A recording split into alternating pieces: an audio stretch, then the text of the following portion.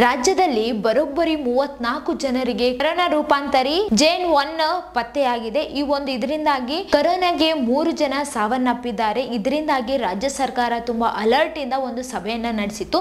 ಆರೋಗ್ಯ ಸಚಿವರಾದಂತಹ ದಿನೇಶ್ ಗುಂಡೂರಾವ್ ಅವರು cabinet sub committee ಒಂದು ಸಭೆಯನ್ನ ನಡೆಸಿಬಿಟ್ಟು ಆ ಒಂದು ಸಭೆಯಲ್ಲಿ ಮಾರ್ಗಸೂಚಿಗಳನ್ನ ಹೇಳಿದ್ದಾರೆ. ಅವು ಯಾವ್ಯಾವ ಅಂತ ಹೇಳ್ತೀನಿ. ಸ್ಯಾನಿಟೈಸರ್ ಅನ್ನ ಬಳಸಿ, ಆದಷ್ಟು ಜನಜಂಗುಳಿಯಲ್ಲಿ ಹೋಗಕ್ಕೆ ಹೋಗಬೇಡಿ. ಆಮೇಲೆ ನೀವು ಮಾಸ್ಕ್ ಅನ್ನು ಕಡ್ಡಾಯವಾಗಿ ಧರಿಸಿ.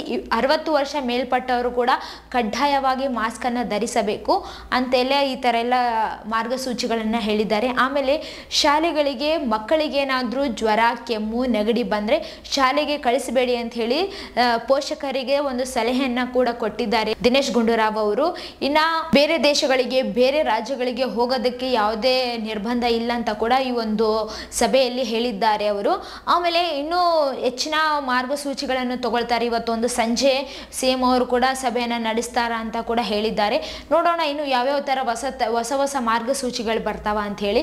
ಆದಷ್ಟು ನೀವು ಇವೆಲ್ಲ ಮಾರ್ಗಸೂಚಿಗಳನ್ನು ಏನ್ ಹೇಳಿದ್ದಾರೋ ಆರೋಗ್ಯ ಸಚಿವರಾದಂತಹ ದಿನೇಶ್ ಗುಂಡೂರಾವ್ ಅವರು ಈ ಎಲ್ಲ ಮಾರ್ಗಸೂಚಿಗಳನ್ನು ಹೇಳಿದಾರಲ್ವಾ, ಈ ಎಲ್ಲ ಮಾರ್ಗಸೂಚಿಗಳನ್ನು ನೀವು ಅನುಸರಿಸಿದ್ರೆ ಆದಷ್ಟು ಕರೋನಾದಿಂದ ದೂರ ಉಳಿಬಹುದು ಅಂತಾನೆ ಹೇಳ್ತೀನಿ. ಆಮೇಲೆ ನಮ್ಗೆ ಕರೋನಾ ಬರಬಾರ್ದಪ್ಪ ಅಂತಂದ್ರೆ ನಾವು ಜನಜಂಗುಳಿಯಿಂದ ದೂರ ಉಳಿಬೇಕು. ಇದಕ್ಕೆ ಇದೇ ಮೇನ್ ಕಾರಣ ಅಲ್ವಾ. ಅದಕ್ಕೆ ಜನರಲ್ಲಿ ಜಾಸ್ತಿ ಬೆರೆಯಕ್ಕೆ ಹೋಗ್ಬಾರ್ದು. ಆಮೇಲೆ ಸ್ಯಾನಿಟೈಸರ್ ಅನ್ನ ಕಡ್ಡಾಯವಾಗಿ ಬಳಸಬೇಕು. ಆಮೇಲೆ ಮಾಸ್ಕ್ ಅನ್ನು ಕೂಡ ಕಡ್ಡಾಯವಾಗಿ ಹಾಕೊಳ್ಳೇಬೇಕು.